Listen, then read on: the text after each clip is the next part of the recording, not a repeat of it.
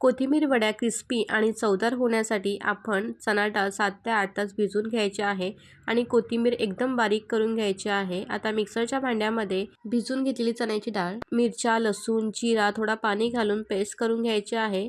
त्यानंतर एका बोलमध्ये ही पेस्ट काढून घ्यायची आहे।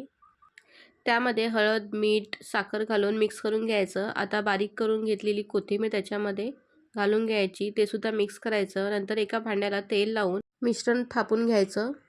गॅसवरती पाणी गरम करून त्यात ताट ठेवायचं आणि 20 मिनिटं वाफ काढून घ्यायची। आता बाहेर काढून पूर्ण थंड झाल्यावरती वड्या करून घ्यायच्या आणि डीप फ्राय किंवा शेलो फ्राय करायच्या मीडियम फ्लेमवरती।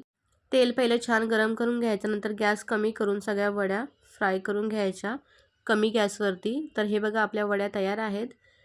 छान अशा क्रिस्पी आणि कुरकुरीत होत्या। तुम्ही नक्की ट्राय करा आणि व्हिडिओ आवडले असल्यास प्लीज सबस्क्राईब करा आणि व्हिडिओला लाईक सुद्धा करा। Thank you for watching.